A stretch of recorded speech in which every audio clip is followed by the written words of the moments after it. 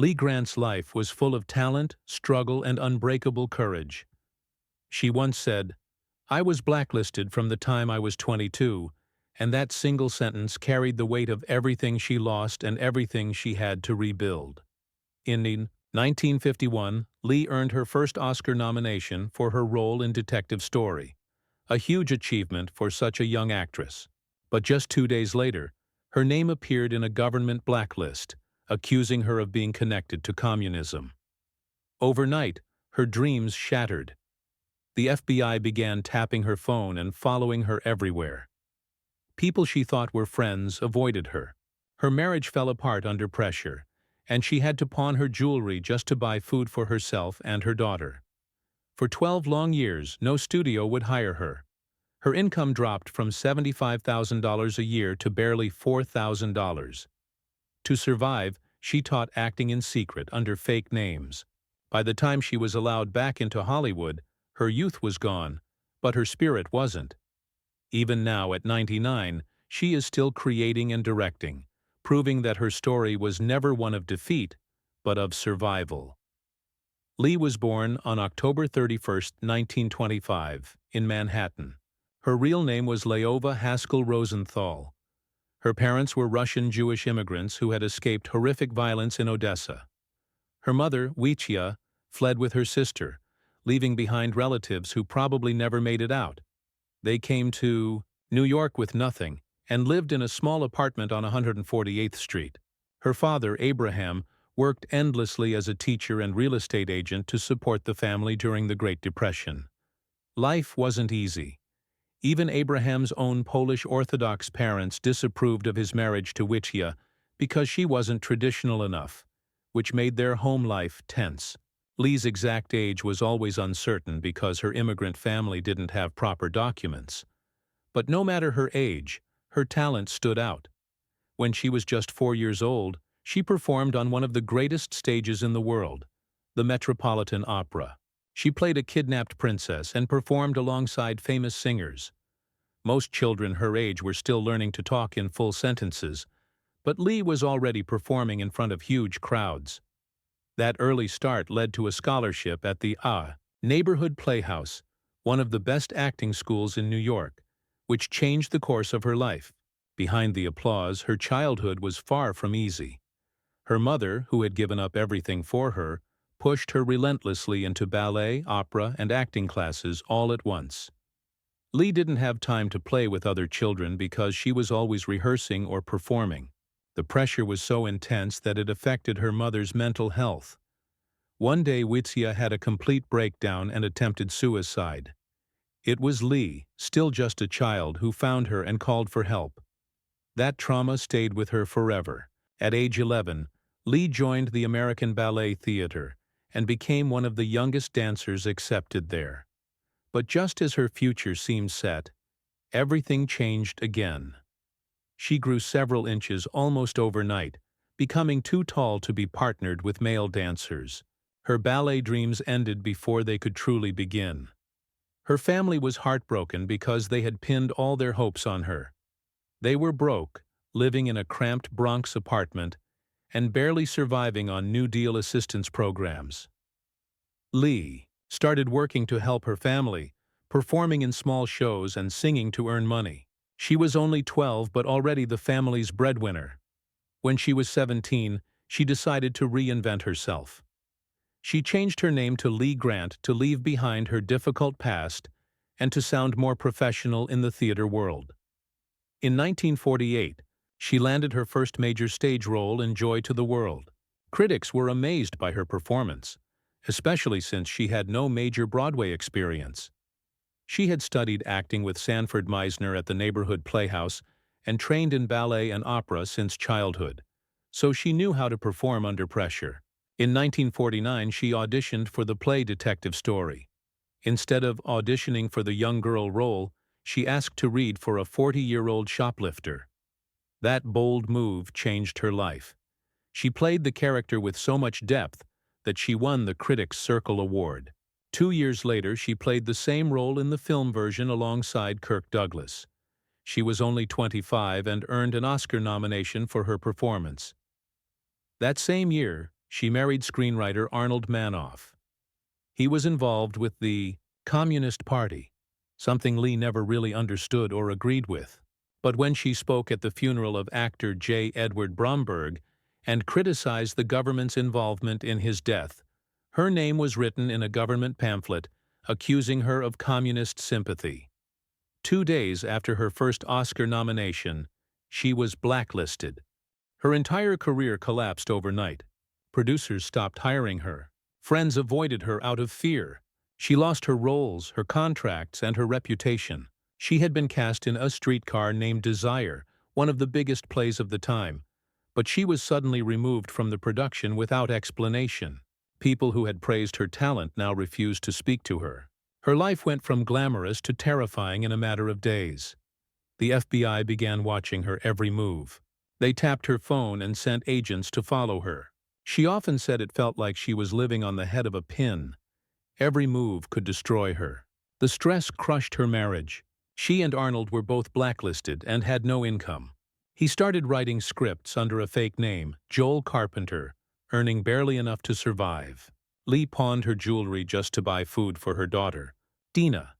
They lived in a small building with other blacklisted families, each trying to help one another survive. She began teaching acting secretly in her Manhattan apartment, charging $25 per lesson. One of her first students was Sandy Dennis, who later became an Oscar-winning actress. Lee's honesty about the industry, about casting couches, sexism, and corruption, made her a respected teacher. She taught about 20 students a week and earned around $400 a month, just enough to get by. But the blacklist had stolen her prime years, what she called her ingenue years, the time when she should have been rising to stardom. By the early 1960s, her marriage had fallen apart. She discovered that Arnold had been cheating on her even during their toughest years. They divorced in 1964, and he died of a heart attack the next year at just 50. Lee believed the stress of the blacklist had killed him. She started therapy in 1961 after suffering memory problems and emotional breakdowns from the trauma. Therapy was expensive, almost half her income, but it helped her understand why she always tried to please powerful men and why she had never felt secure. It became a turning point for her, teaching her to rebuild her confidence and later inspiring her to create documentaries about mental health and human struggle. Even when no one would hire her for films or television, Lee kept acting on stage.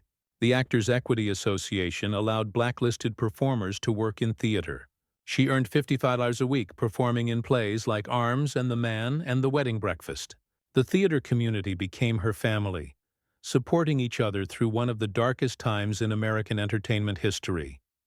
During those years, she lived in poverty. Her income had dropped from $75,000 before the blacklist to around $4,000. Sometimes she had to borrow money or leave the country to find work. She traveled to Europe and took small television roles in Italy and the United Kingdom under fake names. She even got a facelift in 1963 to appear younger in hopes of getting work again, but it only made her feel more distant from herself. Her return to Hollywood came by chance in 1964. Her lawyer managed to make a deal with someone connected to the House Un-American Activities Committee, and her name was finally cleared. In 1965, she landed a major television role in Peyton Place as Stella Chernak, appearing in 71 episodes. Her emotional performance reflected all the pain and fire she had carried through those dark years. In 1966, she won an Emmy Award for the role, the only cast member to win. When Frank Sinatra congratulated her, she said it was the first time in years that she felt safe in Hollywood again.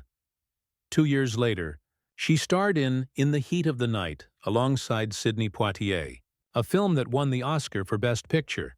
It marked her full comeback, proving she had not only survived but triumphed. Over the next few decades, she continued to work as both an actress and a director. She won another Academy Award in 1976 for Best Supporting Actress in Shampoo, and went on to direct documentaries about social justice, poverty, and mental health, subjects close to her heart because of what she had lived through. Lee Grant's life is one of endurance and transformation. She lost her career, her marriage, her stability, and even her sense of self, yet she never gave up. She rebuilt everything from scratch, teaching others the very craft that had once been taken from her. Her story shows that even when a system tries to silence you, your voice can still survive. Every scar she carried became a source of strength. Even now, at nearly a century old, she continues to tell stories, both as a warning and as a celebration of survival. What makes her journey even more powerful is that she never became bitter. Instead of hatred, she turned her pain into art. She directed films that exposed corruption, sexism, and inequality, the very things that had once destroyed her career.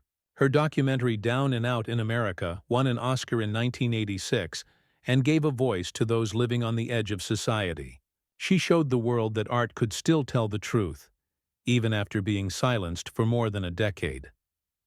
Lee Grant's story is more than Hollywood history. It's a story of courage against injustice. She went from being the youngest performer at the Metropolitan Opera to a woman blacklisted and watched by her own government, to a survivor who rebuilt her life and earned some of the highest honors in film. Her life reminds us that no matter how deep the darkness gets, talent, truth, and resilience can still find their way back to the light.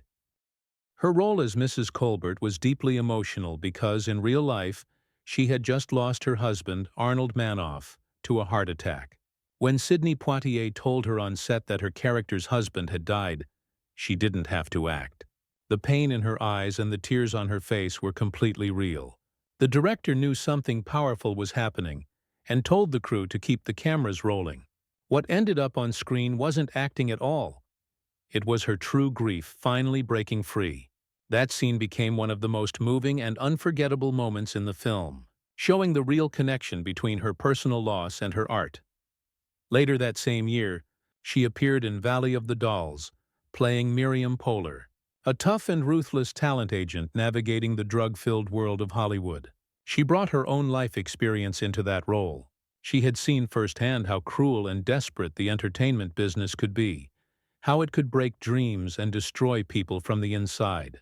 The film was a box office success, even though critics didn't like it. Audiences, however, were drawn to her performance because it felt so real. People could sense that she wasn't just pretending.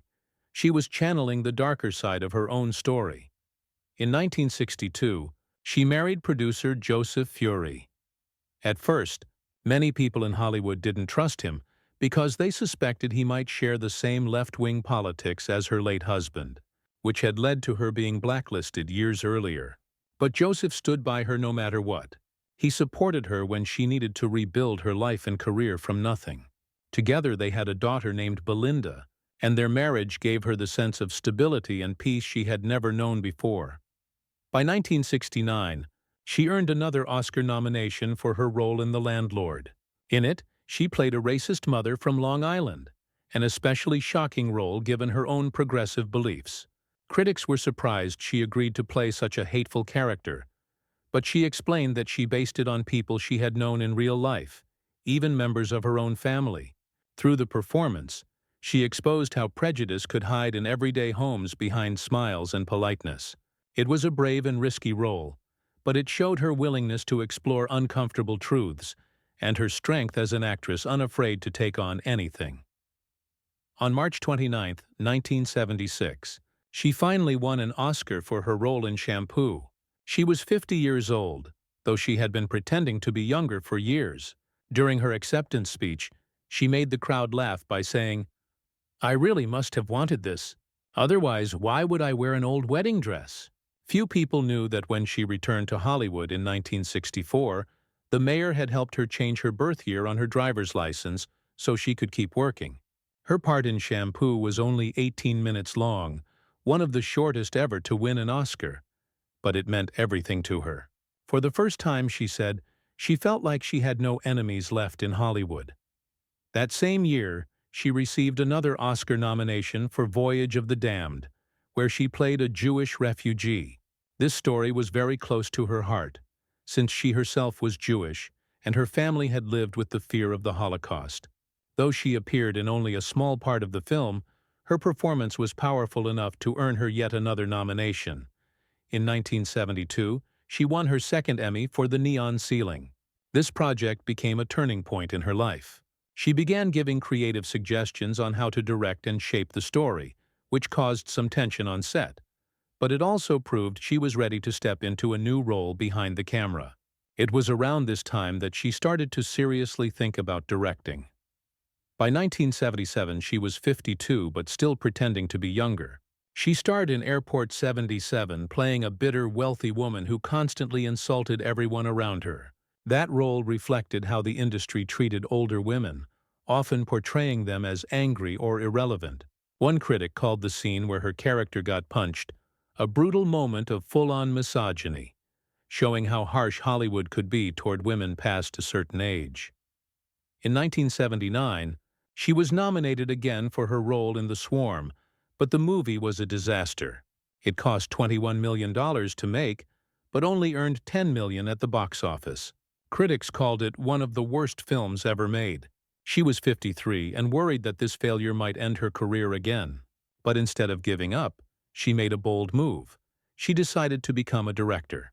That choice changed her life completely. In 1980, when most women her age were being pushed out of Hollywood, she did something revolutionary. At 55, Lee Grant directed her first feature film, Tell Me a Riddle. It made history because the film was written, produced, and directed entirely by women, something that had never happened in American cinema before. The story focused on an aging Jewish couple and starred two Oscar winners, Melvyn Douglas and Lila Kudrova. Even more impressive, she raised over $1 million to make the movie at a time when almost no one gave that kind of funding to women filmmakers.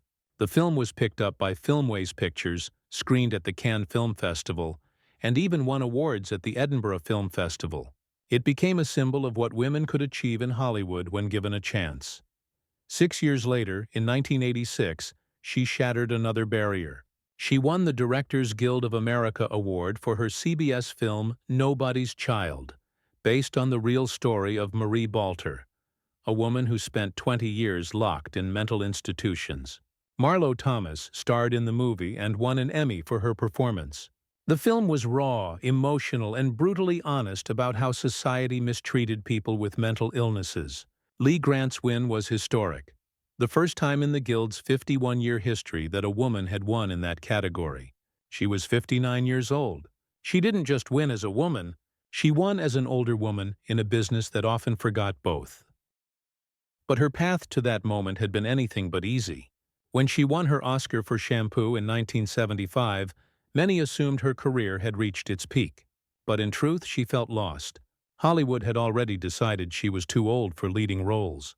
As she held her Oscar that night, she knew she was being quietly erased.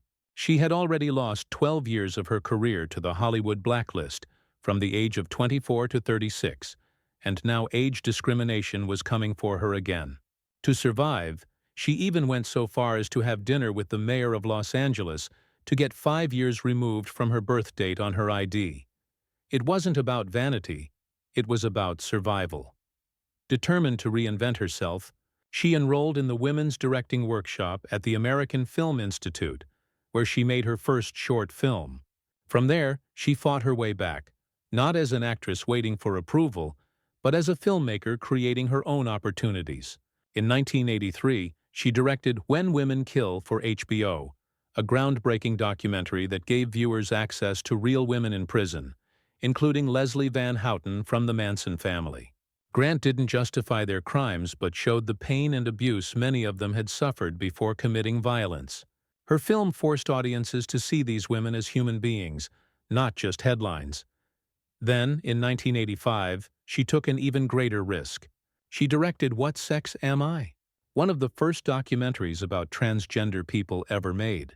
This was during the conservative Reagan era, when even mentioning the word transgender on TV could bring intense backlash. But Lee Grant refused to stay silent. She traveled across the United States, from California to New York, meeting real people who were simply trying to live as themselves. Critics called the film years ahead of its time, raw, brave, and deeply human. It opened the door for future documentaries like Paris is Burning. In 1986, she directed Down and Out in America, another HBO project. This time, she explored poverty in Reagan's America, showing farmers losing their land and factory workers being laid off by the thousands. She received threats for exposing such painful truths, but her courage paid off. The film won an Academy Award for Best Documentary Feature, tying with another film. It was also HBO's first Oscar win ever. With that, Lee Grant became the only actor to win both an acting Oscar and a directing Oscar for a documentary, something that no one else has achieved even today. Her work on television was equally groundbreaking. She had already won an Emmy in 1966 for Peyton Place, and another in 1971 for The Neon Ceiling, a film about a suburban mother who leaves her family to rediscover herself, stories rarely told on TV at the time. Through the 1980s and 1990s, she kept getting nominated for Emmys, including for her directing. She wasn't just making television, she was changing what television could be. In 1989, she directed Battered, a documentary about domestic violence. She interviewed both victims and abusers without sugarcoating anything. The film became a teaching tool in schools and even helped shape public policy. People magazine praised her as one of the most fearless filmmakers of her time. The following year, both New York City and Los Angeles County officially honored her for her contributions to society. That same year, Women in Film gave her their first ever Lifetime Achievement Award, recognizing her decades of impact. Then, in 2023, she surprised everyone during an interview when she casually revealed that she was 97.5 years old, born in 1925. For decades, she had told the world she was younger. Even Wikipedia and IMDb had her age wrong. She laughed about how the reporter didn't seem shocked enough and had to remind them to act surprised. She explained that she had started lying about her age in 1964, when she returned from the blacklist, saying she was in her early 30s instead of 39. She even coached friends and colleagues to help keep the lie alive. It wasn't about vanity. It was about survival in an industry that shuts out older women. Her 2014 memoir, I Said Yes to Everything, told her complete story, the pain of being blacklisted from 1952 to 1964, when she refused to testify against her husband before the House Un-American Activities Committee.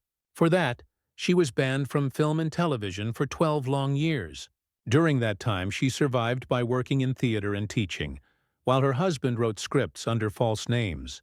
The trauma was so intense that she said her mind sometimes blocked out people's names as a form of self-protection. She once described surviving that period as dancing on the head of a pin.